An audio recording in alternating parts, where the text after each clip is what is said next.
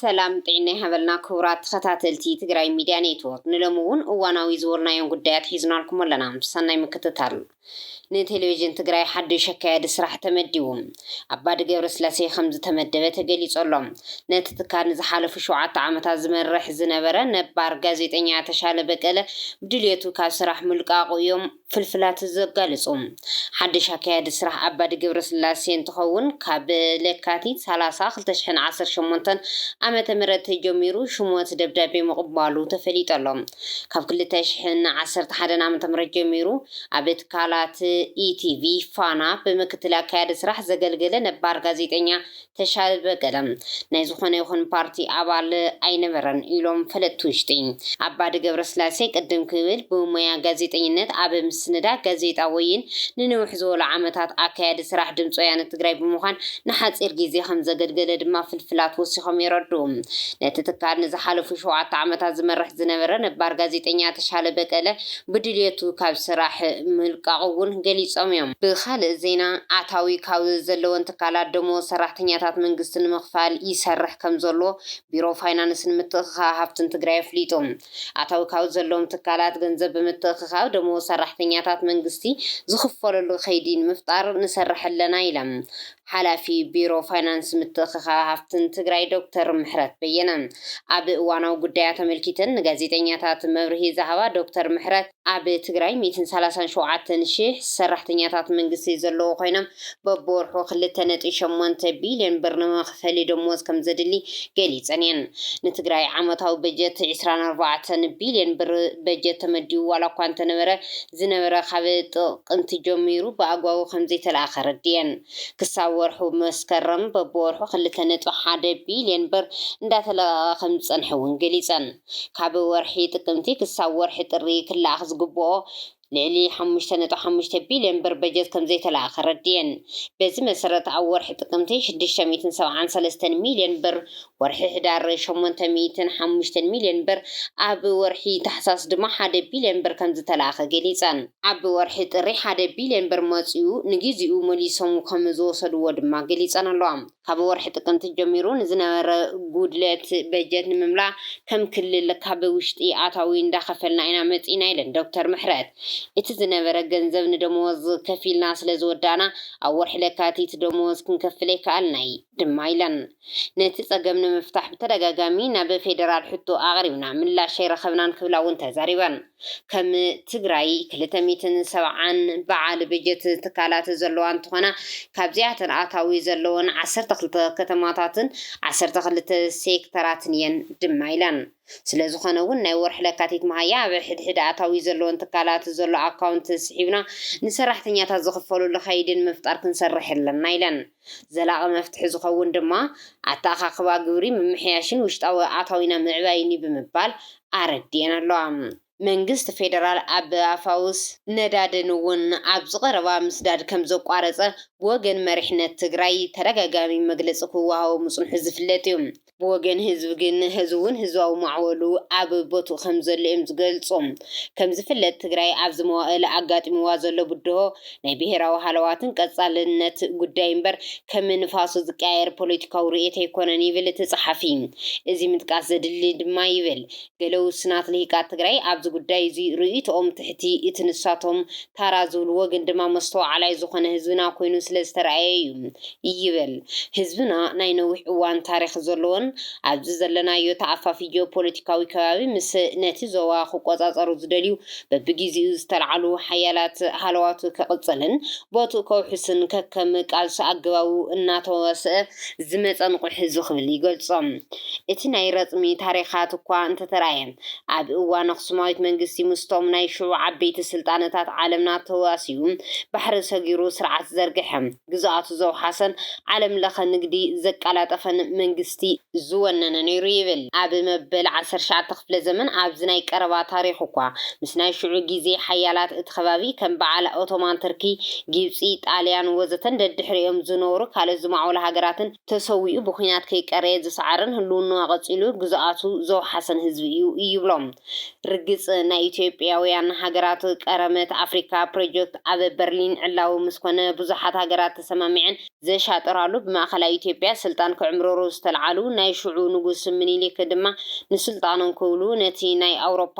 ቀረመት ሓጋዛይ ተራ ስለ ዝተጣወቱን ሓይሊ ሚዛን ተዛዊዑ ህዝብታት ቦታታትን ሰሜን ኢትዮጵያ ኤርትራን ተኸፋፊሎም ተዳኺሞም ጸኒሖም እዮም ይብል። እዚ ግን ሰኣን ብልሒ ስልሒትን ህዝቢ ናይ እዋን መራሕቲ ዝመፀ ናይ ባዕዳውያን ብልጫ ዘይኮነስ ናይ ገዛእ ማእኸል ሃገር ንጉስ ምኒልክ ክሕደት ምስ ናይ ኣውሮፓ ሃገራት ኣፍሪካ ናይ ምቅርማት ፕሮጀክት ተሰማሚዑ ዝመፀ ለውጢ ሓይሊ ሚዛን እዩ ክብል ገሊፆም። ውፅኢቱ እውን ሃገራት ኣውሮፓ ከመ ትልመን ዝደልዮ መሬት ደንደስ ባሕሪ ረኺበን ሃፀይ ምኒልክ እውን ናይ ኢትዮጵያ ንጉሰ ነገስት ኢትዮጵያ ኮይኖም ከምኡ እውን ጣልያን በቲ ዝባሓተቶ ቦታታት ደንደስ ባሕሪ ዝተወሰነ ከባቢታት ኤርትራን ከዓገበት ድማ ናብ ትግራይን ካልኦትን ግዛታት ሓበሻ ክትስፍሕ ዝወልዐቶ ዓብዪ ኩናት ብዋናነት ብከምቲ ህዝቢ ትግራይ ከምኡ እውን ደቡባዊ ግዝኣቱ ከይስእን ሰጊኡ ናብ ኩናት ክሕወስ ኣብ ዓድዋ ተሳዒራ እያ። ርግፅ ዓወት ዓድዋ ሙሉእ ዓወት ከይኮነስ ሃፀይ ምኒልክ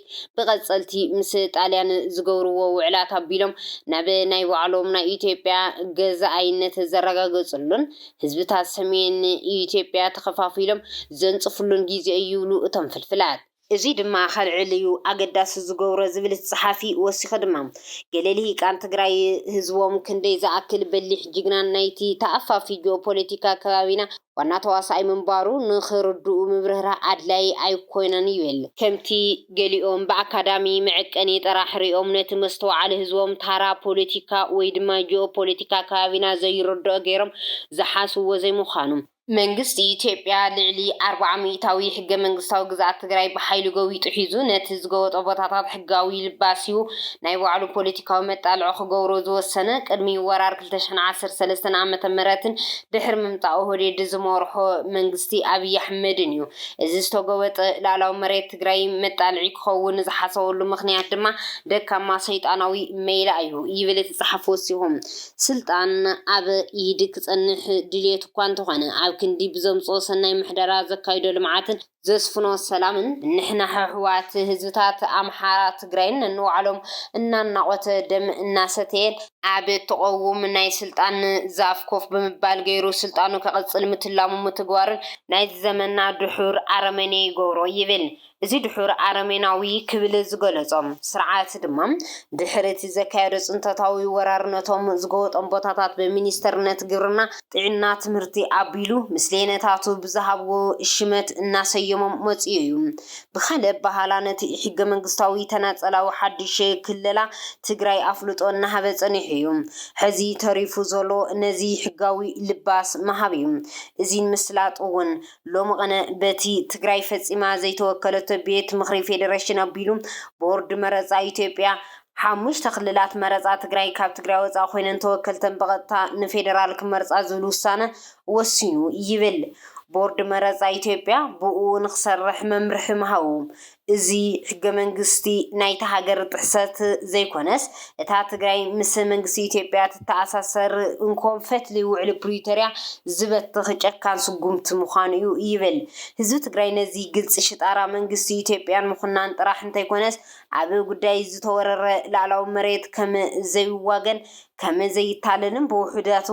ኣቢሉ ግልፂ እናገበረ መፅኡ እዩ ዝበለ እቲ ፀሓፊ ህዝቢ ትግራይ ከም ህዝቢ ልሂቃን ትግራይ ብሓፈሻ ኣብዚ ጉዳይ ምስ ህዝቦም ጠጠው ኢሎም እንተኾነ ግን ገለ ልሂቃን ፖለቲከኛታት ተጋሩ ካብ ቀፃሊ ህልውና ህዝቦምን መረበቶምን ፖለቲካዊ ቅያሜኦም ሚዛን ስለ ዝደፍአ ብታራ ኣኽለማይ ጥቕማጥቕምን ኣጀንዳ ፀላኢ ኣብ ምስጓም ይርከቡ ኢሎም ርግፅ ብዘይምስትውዓል ክሳብ ብረት መሓዝ ኣብ ኣጀንዳ ፀላኢ ተታሊሎም ዝተሰለፉ እውን ኣለው እዮም። ህዝቢ ኩሉ ኣሰላልፋ ጎራሓትን ገርህታትን ክሓትን እናረኣየ ክምለሱ ንዝኽእሉ ደቁ ኣይፋልኩምን ፖለቲካ መሬት ዓደቦ እነነንበይን እዩ ተመለሱ እናበለ በብውልቁ ብውዳበታትን ብመንፈሳዊ ትካላትን እናተላበወ ፀኒሑ እዩ ይብል እቲ ፀሓፊ። ቀለልቲ ዘይበሃሉ ውፅኢታት እውን ተመዝጊቦም ከም ዝኾኑ ይገልጽ። እዚ መዋፅኦታት ለበዋ ህዝብና ኣብ ቦቱ እናሃለወ ኣብ ጉጉይ መስመር ዘለኹም ተጋሩ ክትጥቀሙሉ ይግባእ ይብል እዚ ናይ ለምቆነ ውሳነ ትግራይ አልዎ ቤት ምክሪ ፌደሬሽን ብዝብል ሽም ዝተወሰነ ውሳነ አብይ አሕመድ አብ መንነት ህዝቢ ትግራይን ዳላው መሬትን ጨካን ጥቅዓት ስለዝኾነ ልዕሊ ፖለቲካ ምዃኑ አስተውዒልኩም ከይመሰ ምስ ህዝብኩም ክትውግኑ ይግባእ ይብል በዚ ጨካን ብውፅኢቱ ህዝቢ ትግራይ ታሪክ ጥራሕ ዝገብር ውሳነ ቤት ምክሪ ፌደሬሽን ኢትዮጵያ መላእ ህዝቢ ብሓንሳብ ደሙ ተንተኽቲኽ እዩ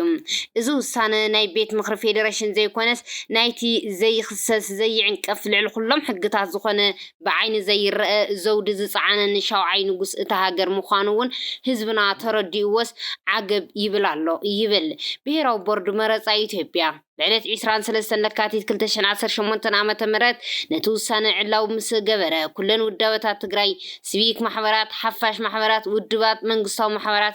تما زالت سدتات وزتم حدث قال بحد منفس نزي قوم يوم نزي قطع هزي زرعيو اتي سرعات بخلماين بطماط من زدللهم جزءات ون من يم حدرو أقداس يكون نزول زنور أقل تخي قريو بعلوانا اتي وسان من مخاننا فلتو نتفلفل قدي فوم نتي من حلالفي توبو مالتون بيت مخري فيدريشن عقو كبلو ترأيهم يوم ولا كولو بوم تزيكونا نقال عالمو زبالو زنبرقن أو كنديش موتهم لغيقهم تقاومهم زسمعو نتعصابي زخونا عقب الزولن أبتي ناي دوغول ناي حدار ناي ورسي ناي باسي ناي سرق وزتا نادانا يزو على بيت فردي كسي أغريب من أين هلوم زغنزو سحاق أسحقهم هايوم كيو على كي حدار دمام نابتيج أبرار نسو كالوت كحتي أسمالاشن نكحوس ورينا زي تياتر بيت فرد زيجن نتقود داي زحازوت كالن تواساتون ريخا كما زدمدم قلص سلزخونم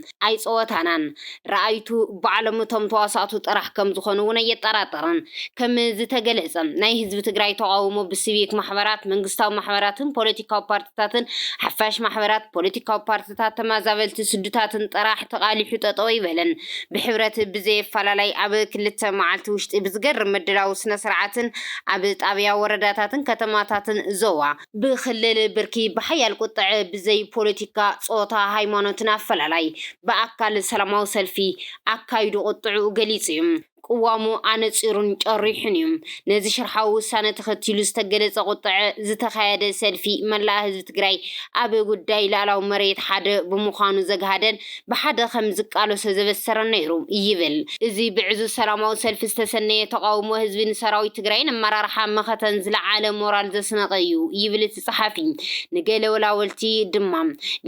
لكا خمزي اللو كولو زقبر خوينيو بفلاي دما أبي كتمام غلا ببرك خلل أو حصر ملكتها استخايد دميق مزازم سرمو سلفي تاريخو نيرو قداي مريت لعلاو الناس تمازابل استسدتن هزبي كومون عب تحتي مسكتي ورارتي زولو هزبي بوليتيكاوي كباوياوي امنتاون صتاون أفلالاي زي عقوتو نخلو بحادة زكالس هزباو أجندا مخانو أو وشت صعصع كبابات صلاة خوينوون هزونا الرقاقي صويهم حيدتات مختة تقراي اتوم مقدم كبيل تلمي أوت يوم وعلو بريتاريا خطاقورو زكالس هزوناورو كيزياوي من محدار سراوي تقراين حوحاتن راح انت يكونس كم بايتونا أخصماي وعلى عسيم بانزا مسلو بارتاتون سب صحيت مختمو خانم بقلت إذا رقاقص اللو سلف نيرم إذا ما أقص وان لعلاو مريطة من هزومن كولو مسهزوم كالوت حيدتات مختن كم زقالو سقال زعطو بهيراويان ودوات تقراي وصانو أمن خلو تقراوي زحبنا مورال زسنقن نيرو خبلي قلصام